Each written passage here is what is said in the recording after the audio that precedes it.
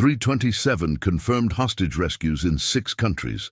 That's how many lives Rachel Sullivan saved as a Marine Force Recon specialist before trading her combat gear for cowboy boots, becoming a single mother running the Triple S Ranch in Thunder Valley, Wyoming, when the Rattlesnake Riders motorcycle club started harassing her daughter at the local rodeo.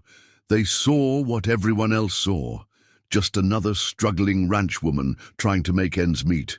They should have noticed how she always kept one hand free, even while carrying hay bales, how her eyes constantly scanned the arena perimeter, even while cheering on her daughter's barrel racing. Their mistake wasn't threatening a teenage girl. Their mistake wasn't even marking the Triple S Ranch for takeover. Their mistake was giving a former Marine combat instructor who'd eliminated high-value threats across 3 war zones a reason to remember her close-quarters combat training. The summer sun beat down on Thunder Valley Arena as Emily Sullivan guided, her quarter horse through the practice course, her golden hair streaming behind her like a victory banner. At 16, she'd already earned a reputation as one of the most promising barrel racers in the county. Rachel watched from the sidelines, her practiced eyes tracking more than just her daughter's performance. 20 years of combat operations had taught her to notice things others missed, like the 3 men in leather cuts who'd been watching the junior riders too intently for the past hour. "Looking good out there, Emily," Rachel called as her daughter completed another perfect run. But even while smiling, she noted how the strange men had shifted positions, moving to flank the arena exits. Their patches were unfamiliar, but their movement patterns spoke of practiced coordination. "Mum, did you see my time?" Emily dismounted with the fluid grace of someone born to ride, her face flushed with excitement. "I shaved 2 whole seconds off." "Sure did, sweetheart." Rachel hugged her daughter while subtly positioning herself between Emily and the watching men. "Why don't you get Shadow cooled down? I need to check in with Mike about tomorrow's feed delivery." Mike Harrison had been running the Thunder Valley Arena for 30 years, his weathered face a testament to countless seasons under the Wyoming sun. He looked up as Rachel entered the office, his usual easy smile tightening when he saw her expression. "You've noticed our visitors too, then," he said quietly. Rachel nodded, leaning against the desk with casual precision that put her within reach of the baseball bat Mike kept for administrative purposes. "Rattlesnake Riders," Mike continued. "They've been moving north from Colorado, taking over small-town rodeo circuits, using the events to run their operations, pressure local businesses. 3 arenas in Utah went under last month after refusing their protection services." "They've been watching the junior riders," Rachel said, her voice carrying an edge that made Mike glance up sharply. "Not just watching, been asking questions too, about you, about the Triple S." Mike's voice dropped lower. "About Emily." Rachel's posture didn't change, but something shifted in her eyes, a coldness that seemed out of place in the warm arena office. "What kind of questions?" "About her riding schedule, how often she practices, whether she lives at the ranch with you." Mike had served 2 tours in Vietnam. He recognized the stillness that came over Rachel, the kind that preceded violent motion. "They're pushing into Thunder Valley hard, Rachel. Thompson's feed store, the Western Wear place.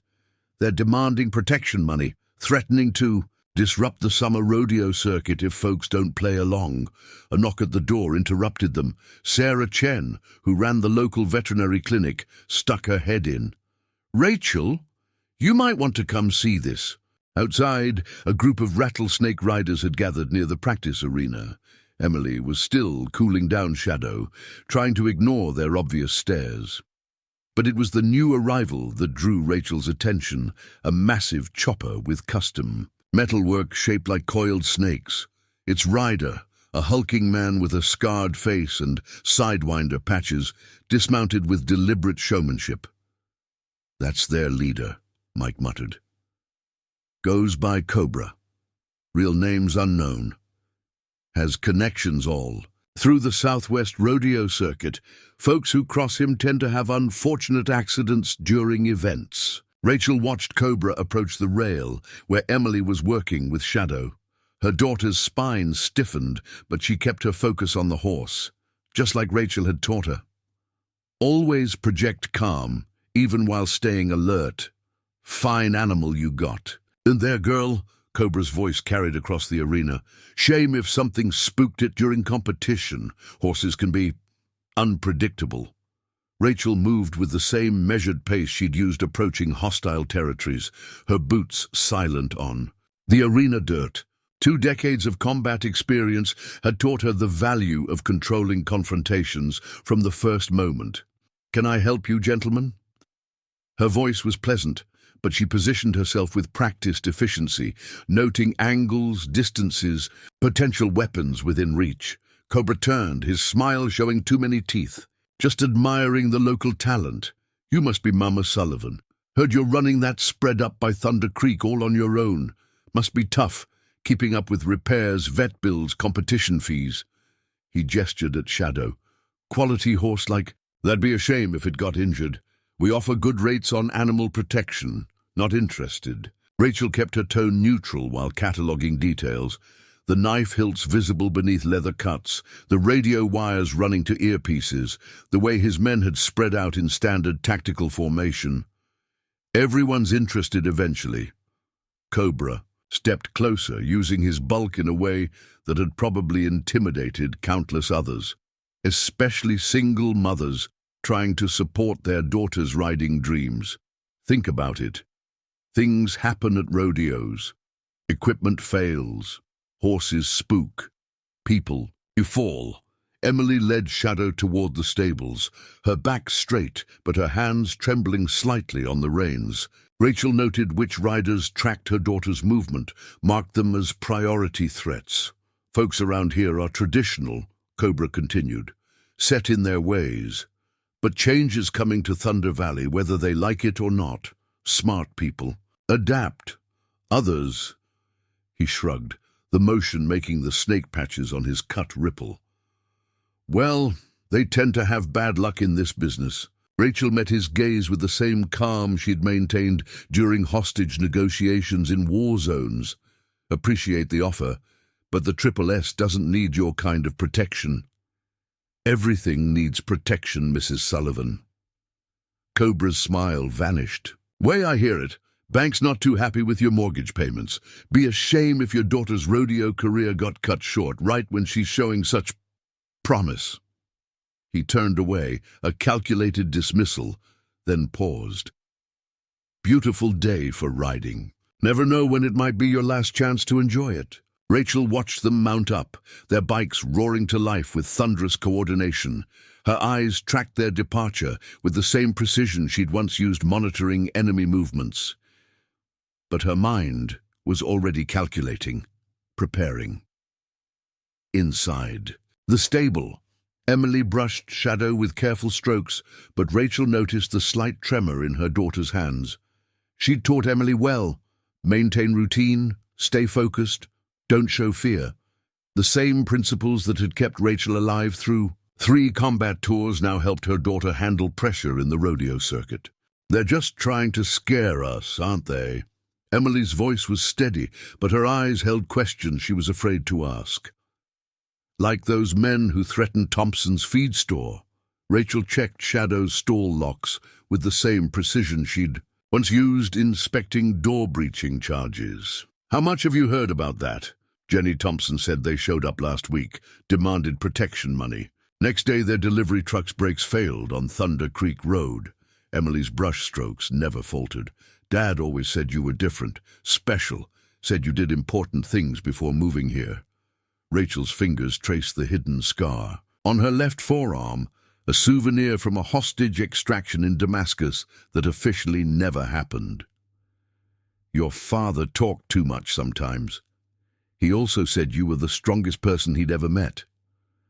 Emily turned, her blue eyes carrying an intensity beyond her 16 years. That's why he knew you could raise me alone after he died. Before Rachel could respond, Sarah Chen appeared at the stable entrance. The veterinarian's usual calm demeanor was strained. "Rachel, got a minute?" Outside, Sarah led her to where Shadow's competition tack was stored. "Found this while doing routine checks." She pointed to Shadow's main competition saddle. The leather was expertly sliced, damage that would only become apparent under the stress of competition riding. Rachel examined the cuts with practiced eyes. "Professional work. They're sending a message. That's not all." Sarah's voice dropped lower. "My brother's on the county sheriff's force. Says the rattlesnakes have been methodically taking over rodeo circuits across 3 states. They start with protection rackets, then move into harder stuff, drug running, weapons trafficking. They use the rodeo circuit as cover, moving product between events. The local authorities, bought or scared off. Sheriff Jensen's daughter's horse suffered a mysterious injury last month. He's been looking the other way since then." Rachel nodded, already calculating angles and options. How many other families have they threatened? At least 6 local riders have dropped out of next week's competition. The Thompsons, the Garcias, the Whitehorse family, all citing equipment issues or unexpected injuries. Sarah's expression hardened. "These aren't just thugs, Rachel. They're organized, professional, military-grade radio equipment, coordinated movements. Jenny Thompson said one of them knew details about their delivery routes that only someone with access to their business records would know. They've got someone inside the local banks," Rachel concluded. "That's how they knew about my mortgage payments." A commotion from the main arena interrupted them. Rachel moved instantly, her boots silent on the stable floor as she reached a position to observe without being seen. 2 Rattlesnake Riders were inspecting the barrel racing markers, their movements making several young riders nervous enough to cut their practice sessions short. "Mom." Emily's voice carried concern. "Jenny says they've been hanging around her family's store all week, taking pictures, following delivery trucks." Rachel watched the riders' movements with the same attention she'd once used, studying enemy patrol patterns. Their positioning was too precise to be random, their coverage of sightlines too professional. "Dr. Chen?" Emily asked suddenly. "Why? Are you checking Shadow's legs again? You just did his pre-competition exam yesterday." Sarah's hands moved carefully over the horse's joints. "Just being thorough, especially after finding that cut saddle." Rachel caught the slight emphasis in Sarah's voice. Moving closer, she saw what the vet was trying to hide, a tiny puncture mark near Shadow's rear hock, the kind that could have delivered a performance-altering substance. "Did you draw blood?" Rachel asked quietly. Sarah nodded. "Running tests. Now, if they did inject something, we'll know soon." Emily's face went pale. "They wouldn't really hurt Shadow, would they?" Rachel pulled her daughter close, even while her combat-trained mind catalogued threats and calculated responses. "No, honey, they won't." Because Rachel Sullivan hadn't spent 20 years as a Marine Force Recon specialist without learning how to protect what mattered. She'd fought insurgents, crime lords, and terrorist cells across 3 continents. The Rattlesnake Riders were about to learn why some threats shouldn't be judged by their appearance. "Emily, I want you to stay with Dr. Chen for a bit. I need to check something at the ranch." The Triple S Ranch sat on the outskirts of Thunder Valley, its weathered buildings testament to 3 generations of Sullivan family history. Rachel approached carefully, noting fresh tire tracks that didn't belong to her vehicles. The lock on the main barn had been expertly picked, professional work that would have fooled most people. Inside, she moved with the silent precision that had once let her infiltrate enemy compounds. The tack room had been searched systematically, every completion saddle and piece of essential equipment subtly damaged, not destroyed, but compromised in ways that would only become apparent during crucial moments. A noise at the barn entrance made her freeze.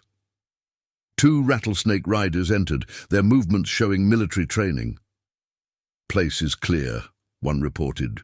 "Into a radio. No sign of the security upgrades the boss expected, just another struggling ranch woman with more property than she can handle. Rachel remained motionless in the shadows, 20 years of combat experience letting her analyze their equipment and movements. Radio earpieces, tactical knives, the distinctive bulge of concealed body armor. These weren't just thugs, they were professionals using a motorcycle gang as cover. Got the bank files, the second man said. 3 missed mortgage payments. Property's ripe for takeover. Once we shut down her kid's rodeo career, she'll have no choice but to sell. They moved deeper into the barn, checking stall areas with practiced efficiency. Rachel noted their search pattern, systematic, professional, the kind taught in specialized military courses. Boss wants us to send another message, the first man continued. Make sure her daughter's horse isn't fit for competition next week. Rachel had heard enough. She moved like smoke through the barn's shadows, positioning herself near the exit. The skills that had once let her rescue hostages from terrorist compounds hadn't faded. They'd just been waiting for the right moment to resurface. The riders finished their sweep and headed out, never realizing how close they'd come to discovering that some ranchers knew more about combat tactics than horse training. Back at the arena, Rachel found Sarah waiting with test results. The vet's expression confirmed her fears. Performance suppressants, Sarah reported quietly. Professional. Grade. Would have affected Shadow during competition, but been untraceable afterward. These guys aren't amateurs. Rachel watched Emily practicing barrel patterns, her daughter's determination shining through despite the fear she was trying to hide. The Rattlesnake Riders thought they'd found an easy target, a single mother struggling to keep her ranch afloat while supporting her daughter's rodeo dreams. They had no idea they'd just threatened someone who'd spent years teaching Marine combat units how to eliminate high-value targets, someone who'd orchestrated hostage rescues that governments denied ever happened, someone who'd learned that the deadliest predators weren't always the ones making the most noise. Thunder Valley was about to learn why some battles aren't won by those with the most muscle, but by those who've spent decades learning how to hunt. Threats that never see the kill shot coming. The Thunder Valley diner buzzed with pre-competition energy as local riders and their families gathered for breakfast. Rachel sat in a corner booth, her back to the wall, watching Emily share pancakes with Jenny Thompson.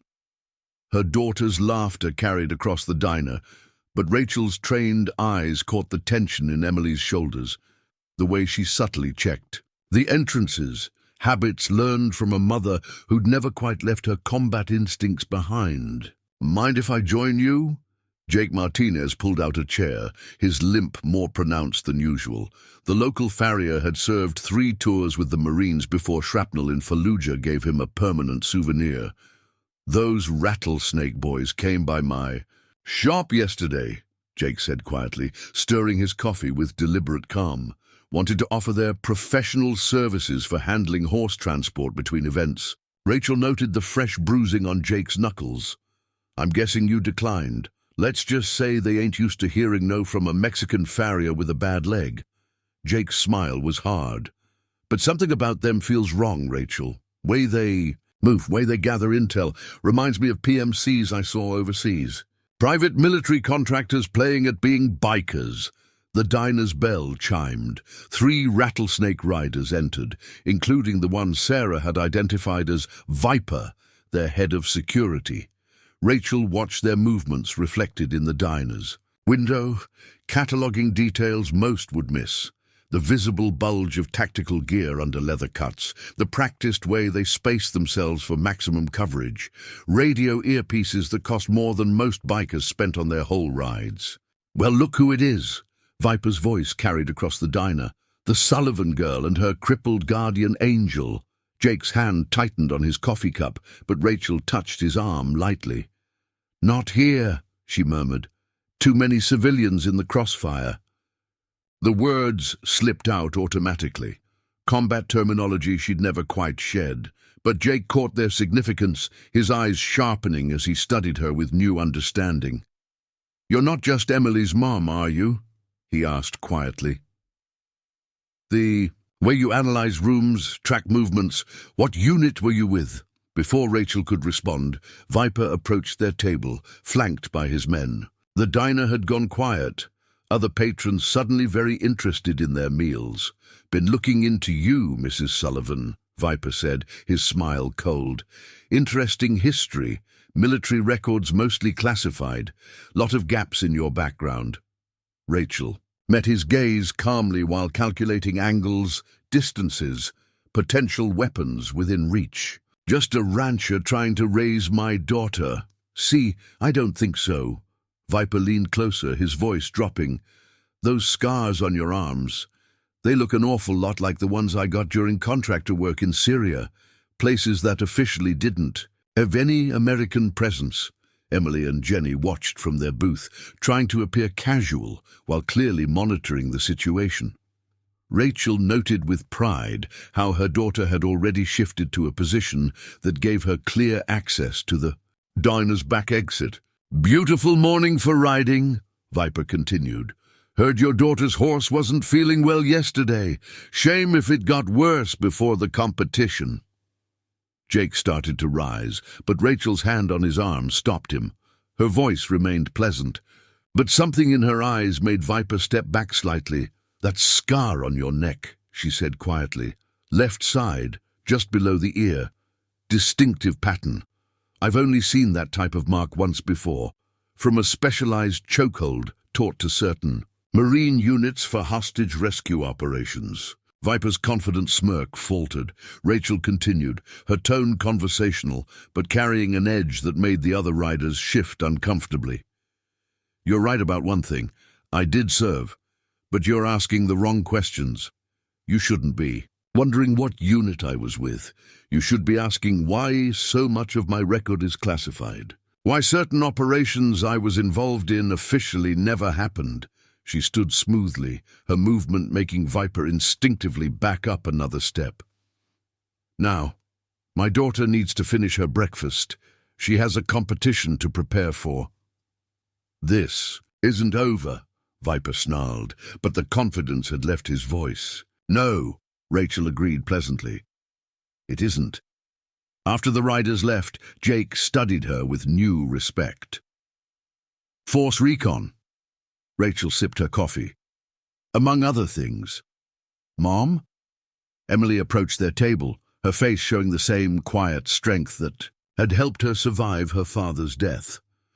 "Jenny says 2 more riders dropped out this morning. The riders visited their families last night." Rachel checked her watch. "Jake, can you get Emily to practice? I need to handle something at the ranch." But as she stood, Sarah Chen burst into the diner, her usual professional calm shattered. "Rachel, the clinic. They broke in last night. All my test results showing the performance suppressants in Shadow's blood work, the documentation of the sabotaged equipment. Everything's gone." Rachel processed this with the same tactical efficiency she'd once used assessing combat situations. "They're eliminating evidence, making sure no one can prove what they're doing." "That's not all," Sarah continued, her voice dropping. "My brother says they've got someone inside the sheriff's department. Deputy Rogers was seen meeting with Cobra late last night." The pieces clicked into place. This wasn't just about protection money or controlling rodeo circuits. The Rattlesnake Riders were building infrastructure, using the events as cover for larger operations, infiltrating law enforcement, gathering intelligence on local businesses. Rachel moved toward her truck, already formulating plans. "Jake, get Emily to the arena. Sarah, I need you to—" The sound of approaching motorcycles cut her off. Not just a few bikes, dozens, their engines coordinated in a rolling thunder that spoke of military precision. Rachel counted at least 30 riders approaching from multiple directions, their formation too perfect to be random. "Mom!" Emily's voice carried worry. "That's a lot of bikes." Rachel watched the Rattlesnake Riders surround the diner, their tactical positioning, confirming her suspicions about their training. These weren't ordinary thugs playing at being tough. These were professional operators using a motorcycle gang as cover for something much bigger. "Jake," she said quietly, "get my daughter. Out the back. Sarah, go with them." "What about you?" Emily asked, though her voice suggested she already knew the answer. Rachel Sullivan hadn't spent 20 years conducting classified operations just to back down when threats came to her doorstep. The Rattlesnake Riders thought superior numbers, guaranteed victory. They were about to learn why some of the deadliest operators in Marine Force Recon had been women who looked like ordinary mothers. "Don't worry, honey," she said, her voice carrying the same calm she'd once used directing hostage rescues. "Mum's got this covered." Cobra dismounted his custom chopper with theatrical slowness, his scarred face twisting into what passed for a smile. The morning sun glinted off snake-emblazoned leather as more riders took positions around the diner. Rachel noted their deployment pattern: standard perimeter control, multiple angles covered, emergency exfil routes blocked. These men had military training, and they weren't bothering to hide it anymore. "Mrs. Sullivan," Cobra's voice carried across the parking lot, "been doing some research on you. Interesting reading. What little isn't classified. Tell me, how does a Marine Force Recon specialist end up running a struggling ranch in Wyoming?" Rachel maintained her relaxed stance while cataloging threats. 3 riders carrying concealed MP5s poorly hidden under their cuts, 2 more with tactical shotguns in their bike holsters. Radio operators positioned at strategic intervals. This wasn't just a show of force, it was a professional military operation. "Same way an ex-Blackwater contractor ends up running a motorcycle gang," she replied calmly. "We all make career changes." Cobra's smile vanished. "You've been asking questions, having your vet friend run tests, sticking your nose where it doesn't belong, just looking out for my daughter's horse." "No." Cobra stepped closer, his bulk casting a shadow in the morning light. "You've been compromising a carefully planned operation, one that's much bigger than your little rodeo circuit." Inside the diner, customers watched through windows, phones discreetly recording. Rachel kept them in mind while calculating angles. Too many civilians, too much potential for collateral damage. "Here's what's going to happen," Cobra continued. "You're going to withdraw Emily from competition, put the Triple S up for sale, take what we offer and disappear. Otherwise—" He gestured at his assembled forces. "Well, accidents happen in the rodeo circuit all the time." Rachel's voice remained pleasant, but her eyes carried a coldness that made several riders shift uncomfortably. "You've got 37 men deployed in standard tactical formation, 4 on overwatch, 3 manning communications, 2 designated escape routes, professional work, almost textbook." She smiled slightly. "Except you've left your southwest. And corner exposed. Amateur mistake." Cobra's confident expression faltered. Before he could respond, Jake's voice cut through the tension. "She's right about that corner." The farrier emerged from behind a parked truck, his limp more pronounced, but his stance carrying unmistakable military bearing. "But you've got bigger problems, like not securing your perimeter against counter-surveillance. More figures appeared. Local veterans who'd been watching the Rattlesnake Riders operation with growing concern. Tom Whitebear, who'd served with Force Recon in Afghanistan. Maria Garcia, former Army intelligence. Steve Chen, Sarah's brother, still in his deputy's uniform, but clearly choosing sides. "See, that's the thing about small towns," Rachel continued, conversationally.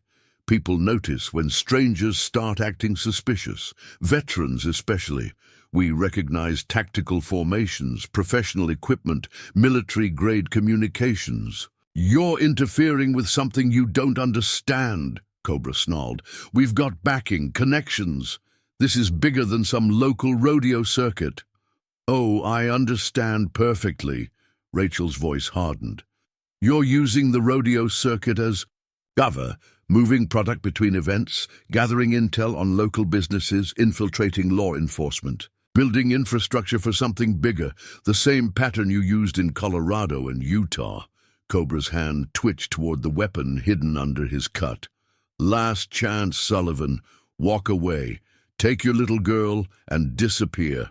Otherwise, Rachel moved faster than anyone her age had a right to move. Suddenly, she was inside Cobra's guard, her hand locked around his wrist in a hold taught only to specialized Marine units. "Let me be clear," she said quietly, applying just enough pressure to make him gasp. "You threatened my daughter. Endangered. A horse tried to take away her dreams. That's not something I can walk away from." "You're outnumbered," Cobra managed through clenched teeth.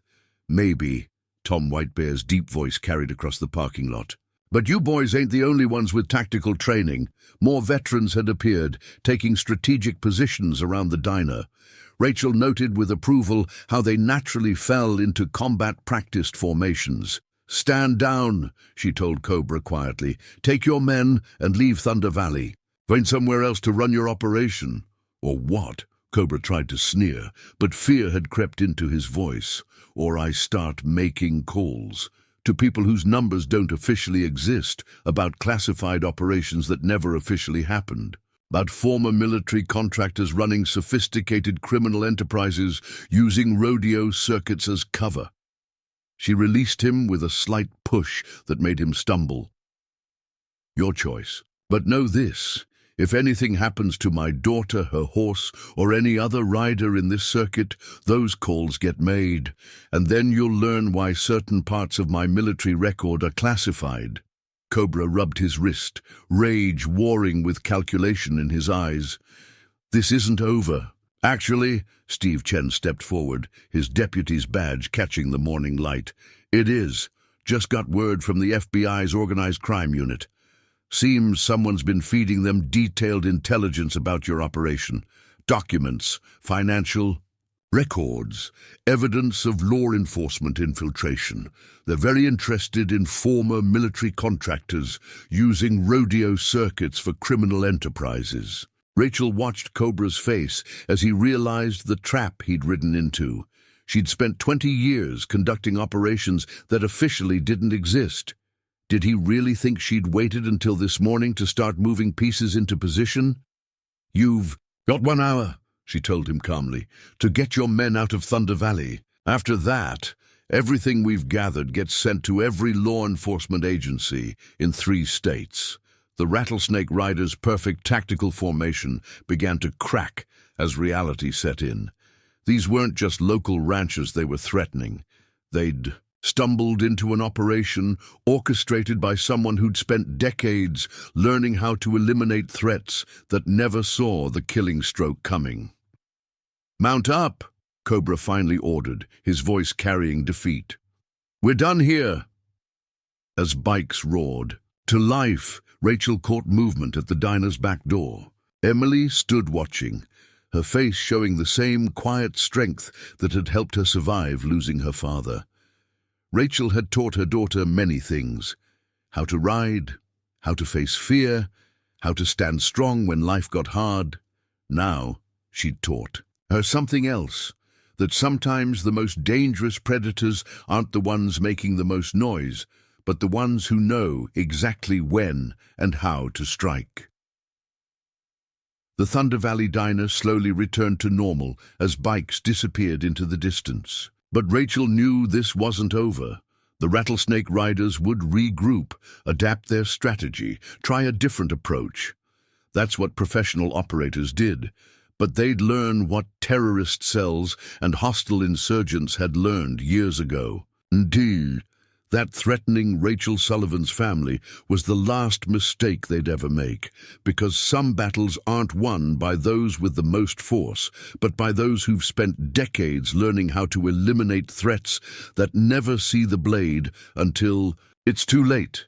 The sunset painted Thunder Valley Arena in shades of gold as Emily guided Shadow through practice runs. Rachel watched from the rail, her trained eyes catching details others might miss, the way certain trucks had been parked to create improvised cover, how local veterans had casually positioned themselves at strategic points around the arena. The discreet earpieces some of them wore, maintaining communications protocols Rachel had helped establish. "Looking solid out there, Emily," Maria Garcia called from her position near the west entrance. The former Army intelligence specialist had been monitoring radio frequencies all afternoon. "Your times are getting better." But Rachel noted the slight tension in Maria's voice. Something was wrong. A moment later, her phone buzzed with a text from Steve Chen. "Movement on the outskirts. Professional vehicles, not bikes. Military-grade communications detected." Sarah Chen approached the rail, her veterinary bag in hand. "Just got a call from my contact at the State Racing Commission. 3 more rodeo circuits in Montana reported similar incidents. Professional gang infiltration, sophisticated pressure. Tactics, law enforcement, corruption." "They're not just targeting Thunder Valley," Rachel concluded. "This is systematic. Using local rodeo circuits to establish control over rural areas." "Mom!" Emily's call drew her attention back to the arena. Shadow had pulled up short, ears pricked forward, nostrils flaring. Rachel recognized the horse's alert posture. Something had spooked him. The arena lights suddenly went dark, plunging the practice area into twilight shadows. Rachel was moving before the backup generators kicked in, her combat-trained senses already processing threats. "Emily, get Shadow to the stable," she commanded. "Maria, secure the perimeter. Sarah, initiate emergency protocols." The backup lights sputtered to life, revealing new vehicles at the arena entrance. Not motorcycles, black SUVs with tinted windows and military-grade modifications. Professional equipment, not biker gang hardware. "Rachel," Jake's urgent voice crackled through her earpiece. "Got movement at all access points. These aren't riders. They're running tactical formations using professional gear." Through the gathering darkness, Rachel spotted figures moving with military precision. Their weapons weren't concealed anymore. They carried top-end tactical gear openly now, their movements showing extensive combat training. "Cobras called in reinforcements," Tom Whitebear observed, appearing silently beside her. "These aren't local muscle. They're professional operators." Rachel watched the new arrivals deploy around the arena. Their tactical positioning was flawless, their equipment representing the best money could buy. These men weren't pretending to be bikers anymore. They were showing their true nature as trained military contractors. A familiar figure emerged. From the lead SUV, Viper, but not wearing biker leather now. He was dressed in tactical gear that Rachel recognized from private military companies, carrying himself with the confidence of a professional operator. "Clear the arena," his amplified voice carried across the grounds. "This facility is now under new management. Anyone remaining in 15 minutes will be considered hostile." Rachel touched her earpiece. "Emily." "Shadows secured," her daughter reported calmly. "Jenny Thompson's here too. Her dad's feed store just got raided by men in tactical gear. Stay there. Maria's got your position covered." Rachel studied the deployment pattern of the new arrivals. At least 30 operators, carrying modified M4 carbines and tactical shotguns. Their equipment spoke of serious financial backing. This went beyond local gang operations. "They've dropped the pretense," Steve Chen reported through the radio. "Net. Just got word. Similar teams hit 3 other facilities in the county. They're not playing at being bikers anymore. This is a professional takeover operation." A new figure stepped out of the SUV. A man Rachel hadn't seen before, wearing an expensive suit that couldn't quite hide his military bearing. His face tugged at her memory, something from a classified briefing years ago. "Marcus Drake," Tom Whitebear growled. "Former Delta Force commander. Went private sector after Afghanistan. Started running high-end security operations. Rumor says he's got connections to foreign interests looking to establish control over rural infrastructure." Rachel watched Drake survey the arena with professional assessment. This isn't about local rodeo circuits anymore, is it? Never was. Sarah Chen had appeared silently beside them. My brother did some digging. They're establishing control over transportation routes, local businesses, law enforcement, building infrastructure for something bigger. Drake's voice carried across the arena, smooth and professional. Mrs. Sullivan, I've heard interesting things about you. Perhaps we could discuss this situation like professionals. Rachel noted how his men had already established overlapping fields of fire, cutting off potential escape routes. Professional work, almost perfect. Almost. You're running a sophisticated operation, she called back, using rodeo circuits as cover for establishing control over rural areas, building infrastructure for larger operations, smart, professional. She smiled slightly. Except you forgot something important about small towns. And what's that? Drake's tone was amused, but cautious. We look after our own. As if on cue, trucks roared to life around the arena perimeter. Local ranchers and veterans had been quietly preparing while Drake's men focused on the main facility. Rachel's radio crackled with familiar voices, people who'd served, people who recognized a professional military operation when they saw one. Got your west side covered, Jake reported. North access point secured, Maria Garcia confirmed. Backup units in position, Steve Chen added, with some friends from the FBI's anti-corruption task force. Drake's confident expression faltered, slightly as he realized his perfect tactical position wasn't so perfect after all. Rachel could almost see him reassessing, calculating odds like the professional operator he was. You're interfering with something much bigger than you understand, he said finally. We've got backing, serious people with serious interests. This isn't just about local rodeo circuits. Oh, I understand perfectly, Rachel replied. You're using rural infrastructure to establish control routes, probably for international interests, looking to bypass normal transportation channels. Smart operation. Professional. Her voice hardened. But you made one critical mistake.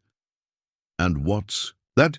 You threatened my daughter's future, tried to take away her dreams. Rachel's stance shifted slightly, combat instincts rising to the surface. That's not something I can let slide. Drake studied her with new calculation. Your record's impressive, Sullivan. Even the classified parts I could access. But you're outnumbered, outgunned, and operating without official backing.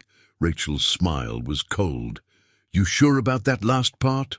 As if on cue, helicopters appeared over the horizon, unmarked but carrying the distinctive profile of federal tactical units. Drake's men shifted uneasily, recognizing the sound of serious operational hardware approaching. Last chance, Rachel called.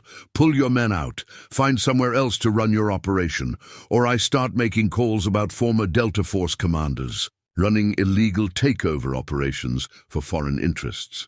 The Thunder Valley Arena had become very quiet, the only sound, the approaching helicopters and the idle of surrounding trucks.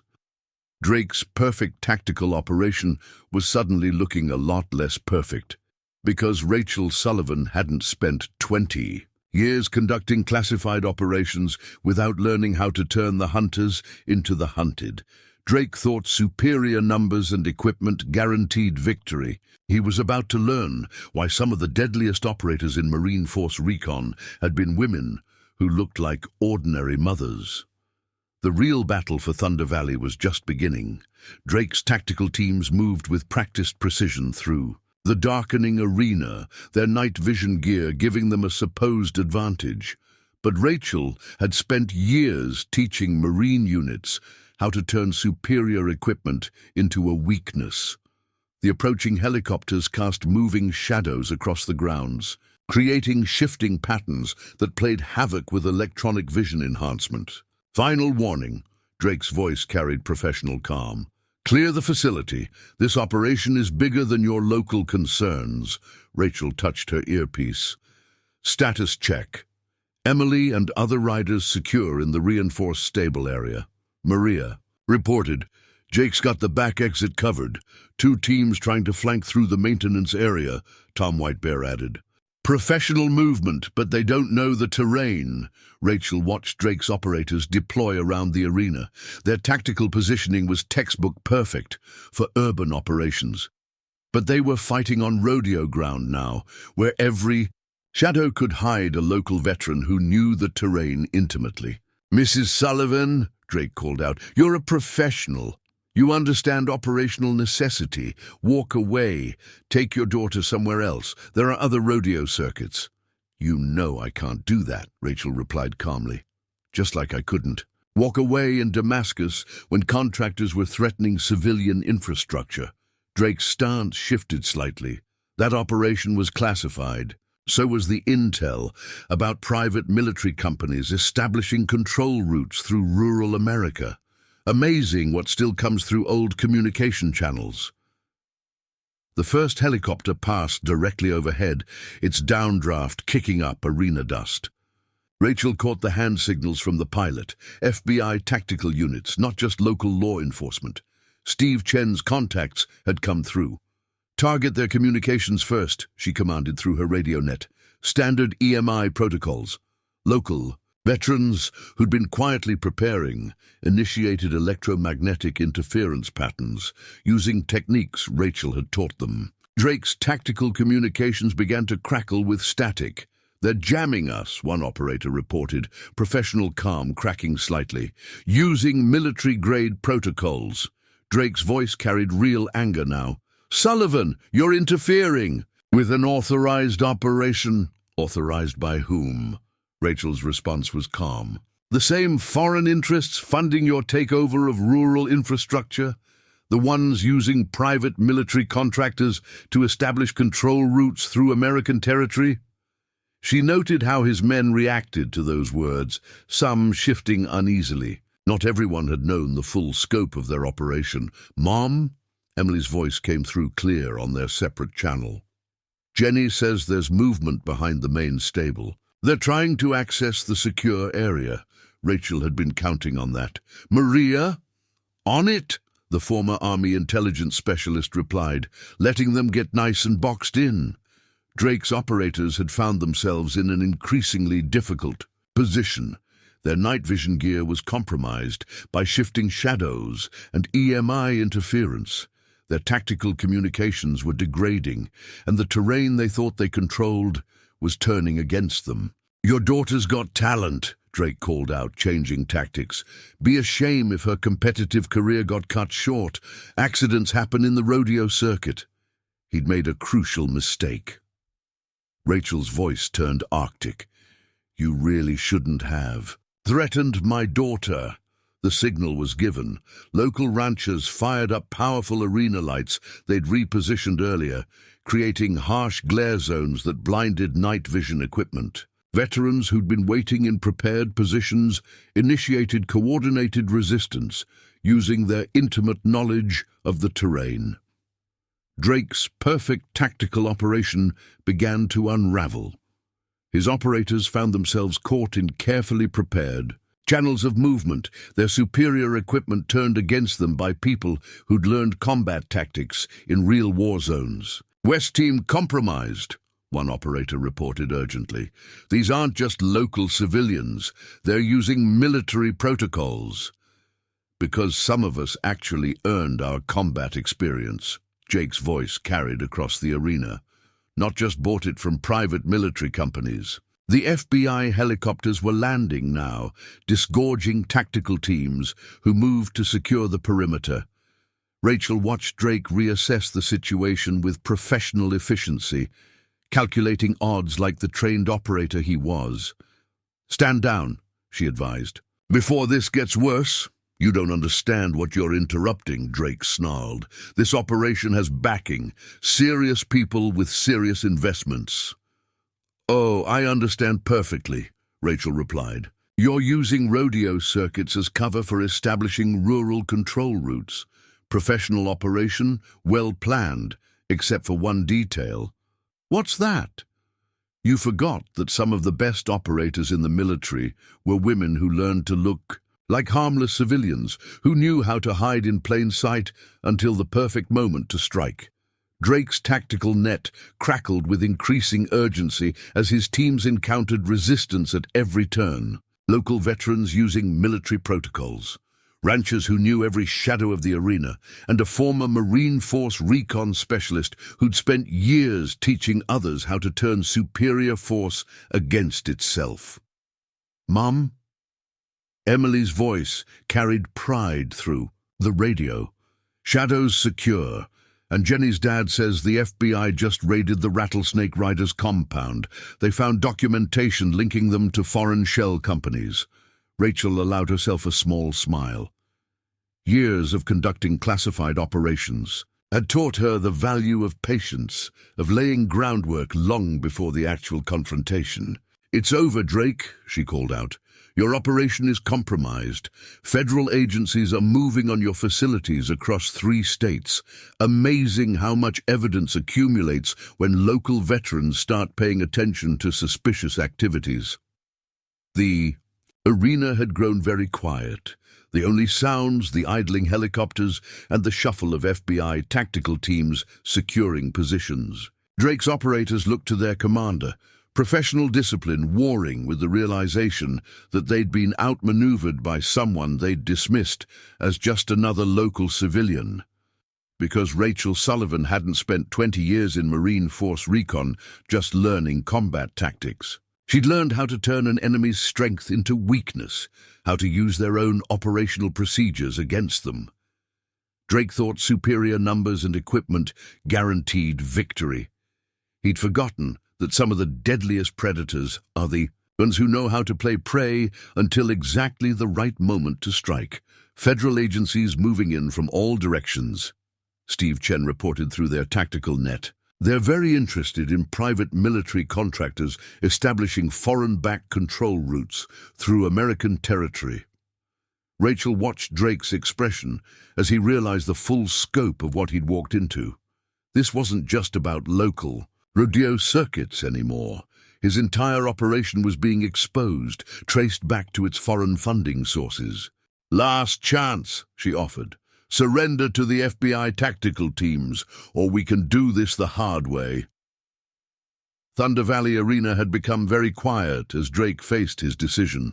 His perfect tactical operation had been dismantled by local veterans and a former Marine who'd turned his own protocols against him. Because some battles aren't won by those with the most force, but by those who've spent decades learning how to hunt threats that never see the killing stroke coming. Drake was about to learn why certain parts of Rachel Sullivan's military record had been classified, and why threatening her daughter's dreams had been the last mistake he'd ever make. Drake's hand moved with professional speed, reaching for the weapon concealed under his expensive suit. But Rachel was already moving, years of combat training taking over. Before his men could react, she had him in a specialized hold that only certain Marine units were taught, his own momentum used against him. "That's the problem with private military contractors," she said conversationally, applying precise pressure that made him gasp. "Too dependent on equipment, not enough basic training." Around the arena, Drake's tactical teams found themselves in increasingly compromised positions. Local veterans who'd served in real combat zones had turned the familiar territory into a maze of prepared defensive positions. The FBI helicopters cast harsh spotlights across the grounds, their tactical teams moving to secure key points. "You've got no idea what you're interrupting," Drake managed through clenched teeth. "This goes higher than you can imagine. Government contracts, international interests." "Oh, I know exactly what we're interrupting," Rachel replied calmly. "Using rodeo circuits as cover for establishing rural control routes. Building infrastructure for foreign interests to move products through American territory. Infiltrating local law enforcement. Compromising civilian businesses." Tom Whitebear's voice crackled through their tactical net. "Rachel, got movement. At the north entrance. Looks like Cobra's trying to bring in reinforcements." "Let them come," she responded. Maria's got that zone prepared. As if on cue, explosions lit up the night, carefully placed flashbangs that threw Cobra's approaching forces into disarray. The Rattlesnake Riders found their bikes suddenly useless, their tires shredded by hidden strips that local veterans had positioned earlier. You think this ends here? Drake's professional calm was cracking. We've got backing, serious people with serious investments. Had backing, Steve Chen's voice carried across the arena as he approached, his deputy's badge catching the helicopter lights. FBI's Financial Crimes Unit just froze, accounts linked to your operation. Amazing what they find when they start looking into foreign shell companies funding private military contractors. Rachel watched Drake process this information with the calculation of a trained operator. His perfect tactical operation wasn't just compromised, it was being systematically dismantled by people he'd dismissed as simple civilians. Mom, Emily's voice came through clear on their separate channel. Jenny's dad says they found something weird in the feed store records, shipping manifests that don't match the actual deliveries, because they were using legitimate businesses. As cover, Sarah Chen confirmed, emerging from the shadows with a thick folder. Local feed stores, equipment suppliers, veterinary clinics, all being used to hide their real operation. Drake's teams were surrounded now, caught between FBI tactical units and local veterans who turned the familiar arena into a killing ground. Their superior equipment meant nothing against people who knew every shadow, every angle, every quirk of the terrain. Your men have a choice, Rachel told Drake quietly. Surrender to the FBI or find out why certain parts of my military record were classified. Their call. Around the arena, professional operators lowered their weapons as reality set in. They were trained soldiers, but they were fighting on ground that had been carefully prepared by veterans who'd learned combat tactics in real war zones. Stand down, Drake finally ordered, his voice carrying defeat. Stand down. The Thunder Valley arena slowly returned to normal as FBI teams secured prisoners and collected evidence. Rachel watched Emily emerge from the stable area, leading Shadow with quiet confidence. Her daughter had shown the same strength that had helped her survive losing her father, the strength that came from knowing some battles had to be fought, no matter the odds. Found something interesting in their communications, Maria reported, approaching with a laptop displaying intercepted data. They weren't just using rodeo circuits for cover. They were establishing control over rural transportation routes, building infrastructure for something bigger. Foreign interests looking to bypass normal security protocols, Steve Chen added, using private military contractors to set up their own transportation network through American territory. Rachel studied the data, her combat-trained mind recognizing patterns that others might miss. Drake's operation had been professional, well-planned, using the rodeo circuit as cover for something much larger. But he'd made one critical mistake, threatening a former Marine Force Recon specialist who'd spent years teaching others how to eliminate high-value threats. Mom? Emily approached, her face showing the quiet pride that made Rachel's heart swell. Jenny says more riders are coming back, the ones who dropped out because of the threats. Because they learned something important, Rachel replied, watching FBI teams lead Drake and his operators away. That sometimes the strongest people aren't the ones making threats. They're the ones protecting what matters. Tom White Bear appeared, his expression grim. Got word from contacts in Montana, similar operations being exposed across 3 states. Private military contractors using rural infrastructure, compromising local businesses.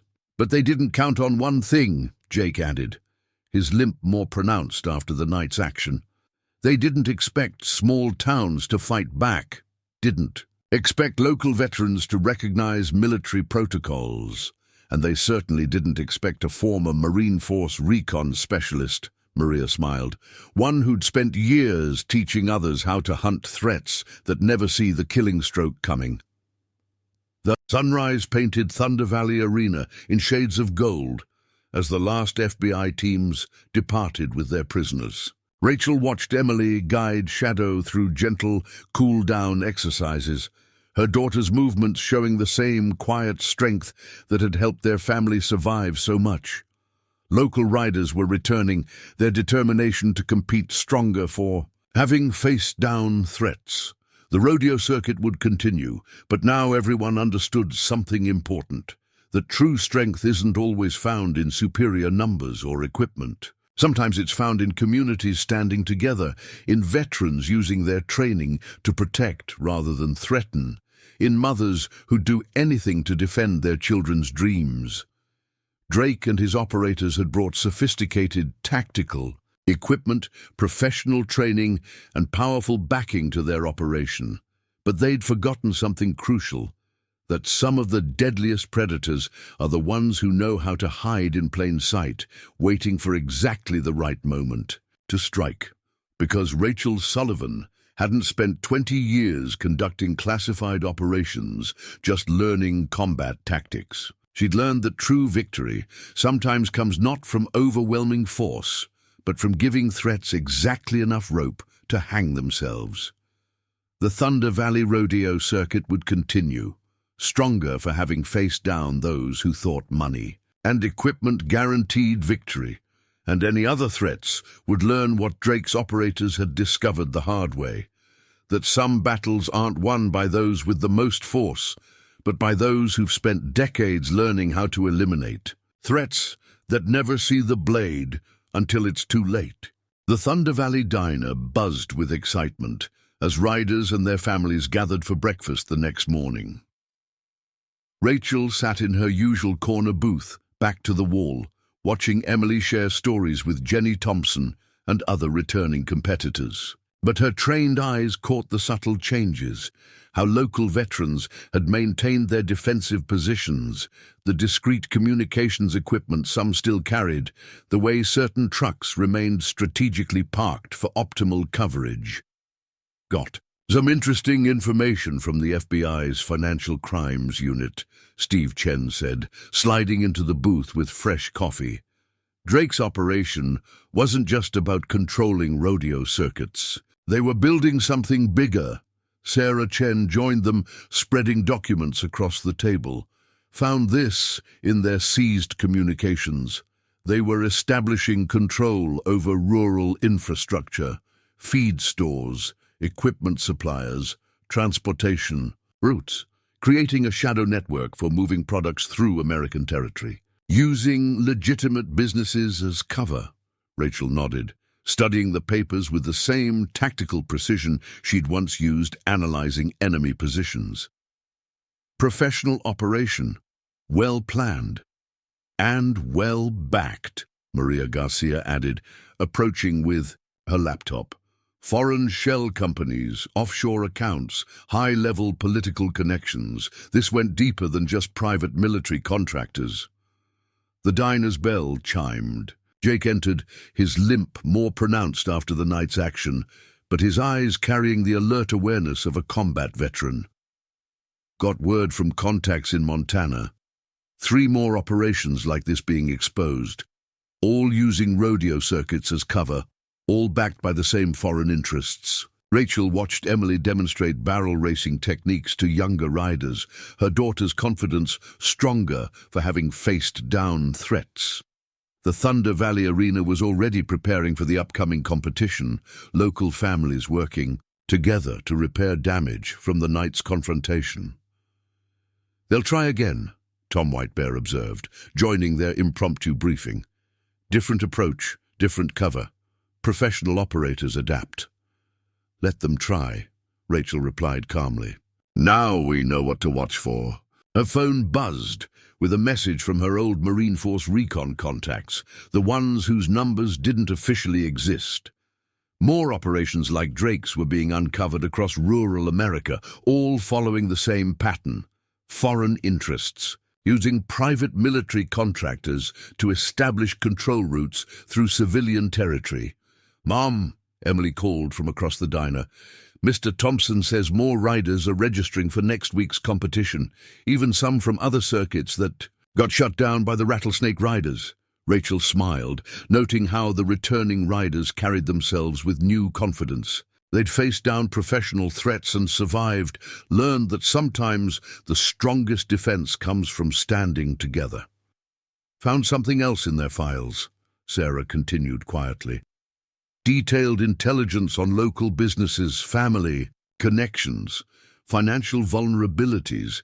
They weren't just gathering tactical data. They were looking for pressure points. Building profiles for future operations, Rachel concluded. Standard military intelligence protocols, applied to civilian targets. Steve Chen's radio crackled with updates from FBI teams still processing evidence. They're finding similar patterns at other sites. Professional operators using rural infrastructure, compromising local businesses, infiltrating law enforcement. But they made one critical mistake, Maria smiled. They thought small towns would be easy targets, didn't expect local veterans to recognize military protocols, didn't expect communities to fight back. Rachel watched more familiar faces enter the diner, riders who dropped out under threats, now returning with renewed determination. The Rattlesnake Riders and Drake's operators had brought sophisticated equipment and professional training to their operation, but they'd forgotten something crucial about rural communities. They didn't understand what they were really threatening, Jake said, watching Emily help younger riders with their technique. Wasn't just about rodeo circuits or business takeovers, was about something more important. Family. Tom Whitebear nodded. Community, the things worth fighting for. The diner's atmosphere shifted slightly as a black SUV pulled into the parking lot, but this one carried FBI markings, and the agents who entered moved with the respect of professionals who'd learned something important about small-town strength. Mrs. Sullivan? The lead agent approached their booth. Got some updates you might want to see. We're finding similar operations across 3 states, all using rodeo circuits as cover, all backed by the same foreign interests. Rachel studied the offered files with practiced efficiency, her combat-trained mind recognizing patterns that others might miss.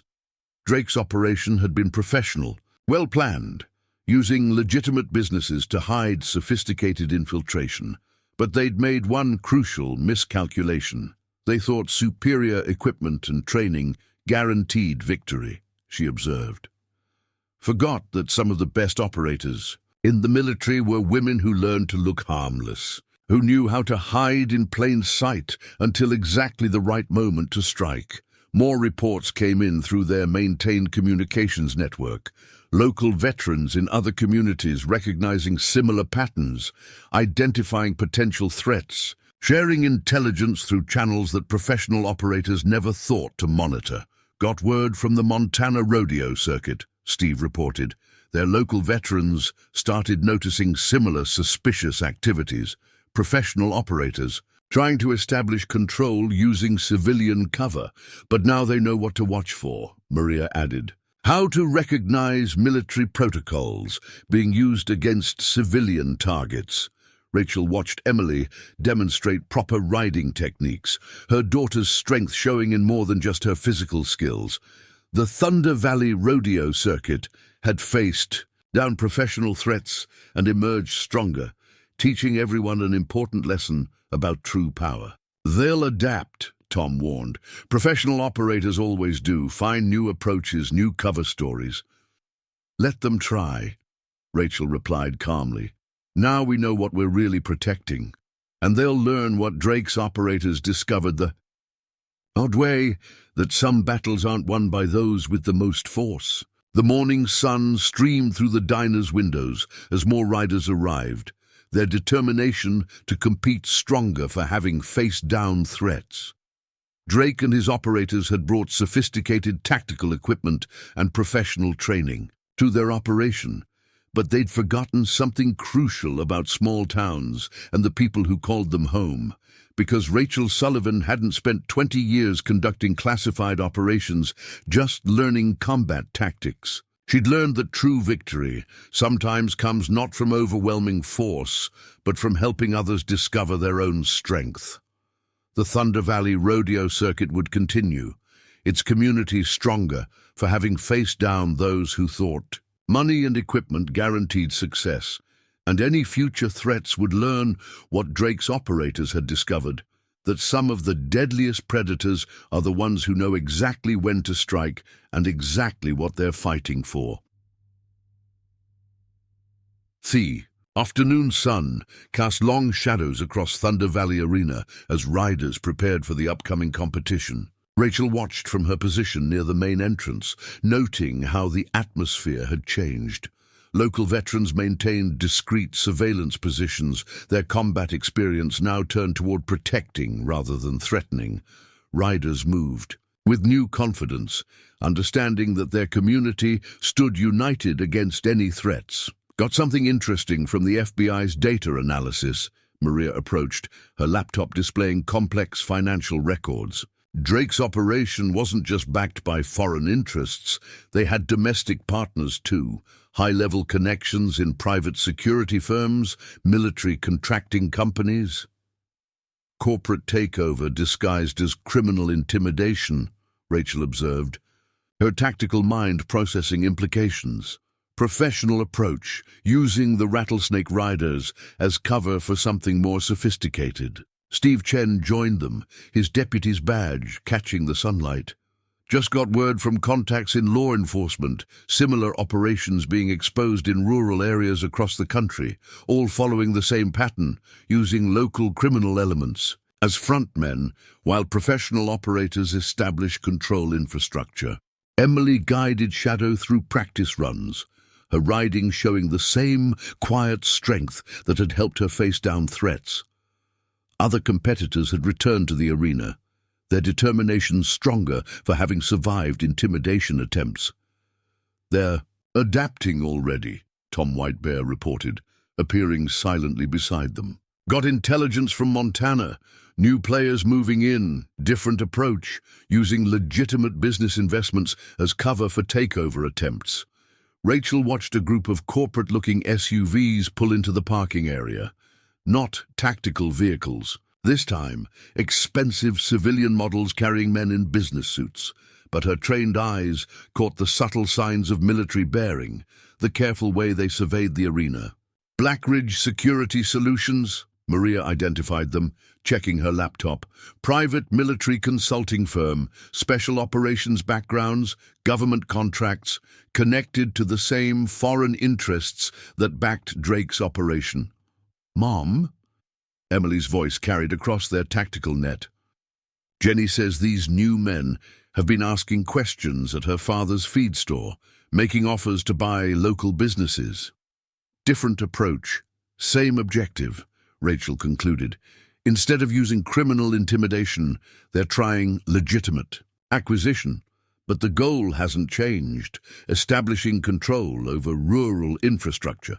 The men in suits approached the main office, moving with the practiced efficiency of professional operators, trying to look civilian. Rachel noted how local veterans had already shifted positions, maintaining coverage while appearing casual. Mrs. Sullivan. The lead man's smile was corporate perfect, but his stance betrayed military training. John Hawthorne, Blackridge Security Solutions. "We're interested in discussing business opportunities in Thunder Valley, particularly regarding the local rodeo circuit," another added smoothly. "Our company sees great potential for professional management and security services." Rachel maintained a relaxed posture while cataloging details. The subtle bulge of concealed weapons under expensive jackets, communications equipment disguised as high-end Bluetooth devices, the tactical positioning that probably seemed natural to them. "You've got an interesting background, Mrs. Sullivan," Hawthorne continued. "Our company values professional experience like yours. We'd be very interested in discussing consulting opportunities, along with acquiring certain local properties," the second man added. "The Triple S Ranch, for instance, and other key facilities in the area." Sarah Chen appeared with veterinary documents, her arrival carefully timed. "Rachel, got those test results you wanted, including detailed analysis of that performance suppressant they tried using on Shadow." Rachel watched the corporate men react to that information, their professional masks slipping slightly. "Interesting timing," she observed. "Blackridge Security, showing up right after we exposed Drake's operation. Pure coincidence." Hawthorne's smile remained fixed. "We're simply exploring investment opportunities in emerging markets." "Really?" Maria approached, her laptop displaying financial records. "Like your company's connections to the same foreign shell corporations that funded the Rattlesnake Riders? The same ones trying to establish control routes through rural America?" The corporate veneer cracked slightly. Hawthorne's voice carried an edge now. "You're interfering with something bigger than local rodeo circuits, Mrs. Sullivan. Our company has significant backing, government contracts, international connections, and professional operators," Rachel added calmly. "Like the ones watching the arena exits right now. The ones carrying modified M4s in their vehicle compartments, standard tactical equipment for private military contractors." Steve Chen's voice crackled through their radio net. "Got movement at the perimeter. More Blackridge vehicles approaching.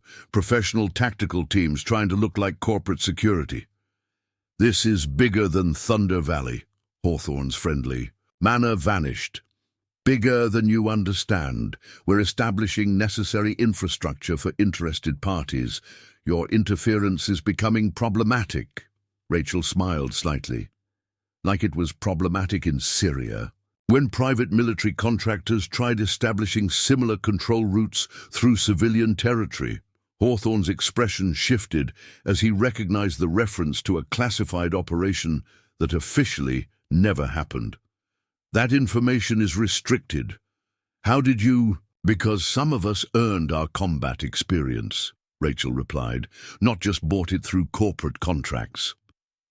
Around the arena, local veterans maintained their positions while appearing to focus on routine activities. Riders continued their practice sessions, but Rachel noted how they'd naturally adapted to defensive protocols, maintaining clear lines of sight, watching each other's positions. "Last chance, Mrs. Sullivan." Hawthorne's voice carried cold professionalism now. "Blackridge can be a valuable partner or a serious problem. Your choice. Like you were a valuable partner to other rural communities." Maria displayed more data on her laptop. "Before their local businesses mysteriously failed, before their properties got acquired by foreign shell companies, before their rodeo circuits came under new management," Sarah added. "With sophisticated security services provided by private military contractors." Rachel watched more Blackridge vehicles arrive, carrying men whose corporate attire couldn't quite hide their tactical training. They thought they were being subtle, professional, but she'd spent 20 years teaching Marine units how to recognize threats that tried to hide in plain sight. "You're making a mistake," Hawthorne warned quietly. "Our company has resources you can't imagine. Connections at the highest levels." "No," Rachel replied calmly. "Your mistake was thinking superior resources guaranteed victory, thinking small towns would be easy targets for corporate takeover, because Rachel Sullivan hadn't just spent 20 years conducting classified operations. She'd learned that true strength sometimes comes from standing together against sophisticated threats. Blackridge Security thought their corporate approach would succeed where Drake's direct tactics had failed. They were about to learn why some of the deadliest predators are the ones who know exactly when to strike and exactly what they're protecting.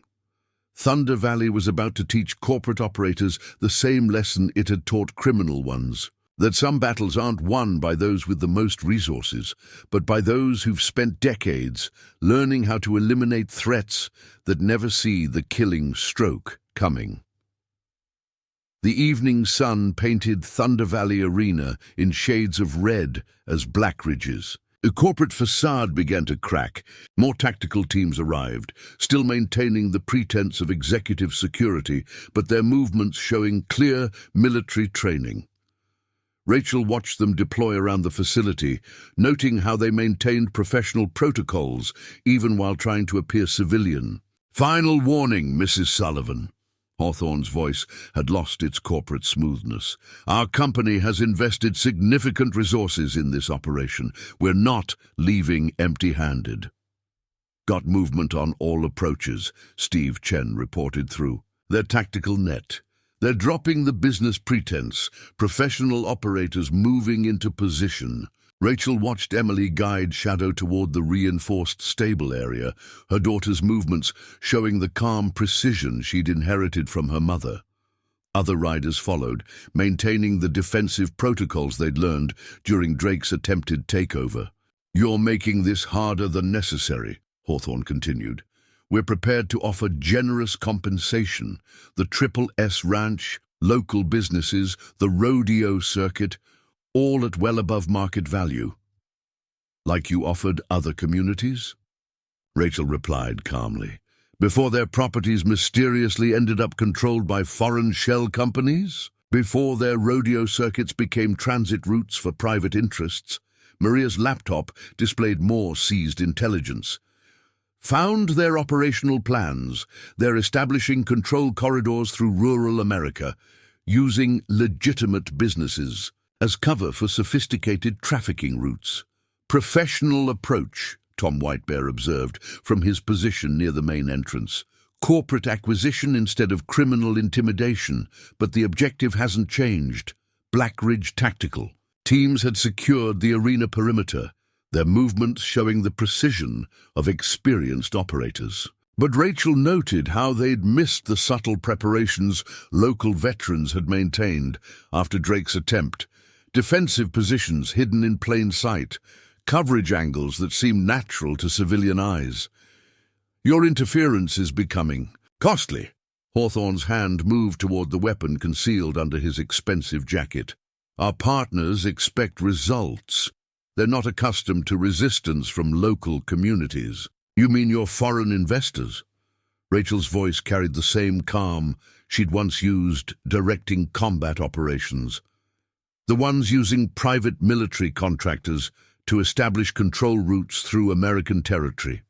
Around the arena, local veterans maintained their positions while appearing to focus on routine activities. Riders continued their practice sessions, but their movements showed new awareness, maintaining clear lines of sight, watching each other's positions, following protocols Rachel had helped establish. Mom. Emily's voice came through there. Secure channel. Jenny says more Black Ridge vehicles are approaching from the North Access Road. They're carrying tactical gear. Hold position, Rachel instructed. Maria's got that zone covered. Hawthorne's corporate mask had completely vanished now, replaced by the cold professionalism of a private military operator. You're interfering with something much bigger than local rodeo competitions.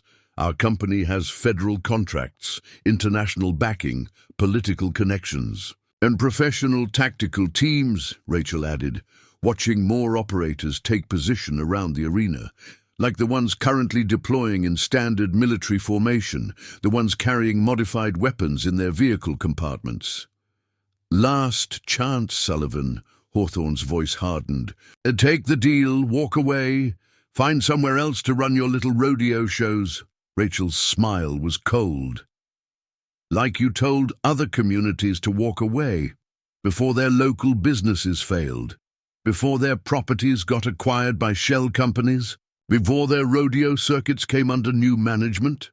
You're out of your league, Hawthorne warned. This isn't like handling local thugs. We're professional operators with sophisticated resources. No, Rachel replied calmly. You're corporate soldiers who forgot something important about rural communities, something Drake's operators learned the hard way. Around the arena, local veterans moved with practiced coordination, maintaining coverage while appearing casual. Riders followed established protocols, their movements showing the confidence of people who'd already faced down professional threats. That someday you'd run into someone who actually earned their combat experience? Hawthorne sneered. Someone who spent time in special operations before retiring to play farmer? That some of the deadliest operators in the military were women who learned to look harmless, Rachel corrected. Who knew how to hide in plain sight until exactly the right moment to strike. The sun dipped lower, casting long shadows across Thunder Valley Arena. Black Ridge tactical teams maintained their positions, their corporate disguise abandoned in favor of professional military protocols. But Rachel had spent 20 years teaching Marine units how to turn superior force against itself. "You're outnumbered," Hawthorne stated coldly, "out-equipped, operating without corporate backing or political protection." "You sure about that last?" "Apart." Rachel's voice carried genuine amusement now. As if on cue, helicopters appeared over the horizon, unmarked but carrying the distinctive profile of federal tactical units. Around the arena, local veterans revealed their true positions, their casual poses shifting to combat-ready stances. "Got word from FBI Financial Crimes," Steve Chen reported through their tactical net. "They're very interested in private military, contractors using rural infrastructure for foreign-backed operations, especially ones with connections to classified incidents in Syria," Maria added, displaying more data, "where corporate operators tried establishing similar control routes through civilian territory." Hawthorne's professional calm cracked as he realized the trap he'd walked into. This wasn't just about local rodeo circuits anymore. His entire corporate operation was being exposed, traced back to its foreign funding sources. "Stand down," Rachel advised quietly. "Before this gets worse, before we start making calls about private military contractors running foreign-backed takeover operations on American soil." Because Rachel Sullivan hadn't spent 20 years conducting classified operations just learning combat tactics. She'd learned how to turn sophisticated threats against themselves, how to make superior resources become vulnerabilities. Black Ridge Security thought their corporate approach would succeed where Drake's direct tactics had failed. They were about to learn why some battles aren't won by those with the most money or political backing. Thunder Valley was about to teach corporate operators the same lesson it had taught criminal ones, that true strength isn't found in superior resources or professional training. It's found in communities standing together, in veterans using their experience to protect rather than threaten, in mothers who do anything to defend their children's dreams. The real battle was just beginning, and Black Ridge was about to learn why some of the deadliest predators are the ones who know exactly when to strike and exactly what they're fighting for. Black Ridge Security's operation collapsed as federal agencies moved in, their corporate facade crumbling under the weight of exposed evidence. Hawthorne and his tactical team surrendered as they realized the full scope of what they'd walked into, not just a local resistance, but a carefully orchestrated operation by someone who'd spent years conducting missions that officially never happened. The Thunder Valley Rodeo circuit continued stronger than ever, its community united by having faced down both criminal and corporate threats. Emily went on to win the state championship, her victory meaning more because of the battles fought to preserve her dreams. Rachel watched her daughter accept the trophy, pride mixing with the quiet satisfaction of a mission well executed. Local veterans maintained their protective network, ready for any future threats that might emerge. But more importantly, Thunder Valley had learned something crucial, that true strength isn't found in superior force or corporate resources, but in communities standing together. Because some battles aren't won by those with the most power, but by those who've spent decades learning how to eliminate threats that never see the killing stroke coming. And any future threats would learn what both Drake and Hawthorne discovered: never threaten a Marine mother protecting her daughter's dreams. If this story of a Marine mother's unwavering protection of her daughter touched your heart, make sure you don't miss our future tales of courage and strength. Hit subscribe and join our community of storytellers and listeners. Together, we celebrate the extraordinary power of ordinary people who prove that true strength comes from protecting what matters most. Tomorrow's story will take us on another unforgettable journey, so stay tuned and hit that notification bell. Your support means the world to us.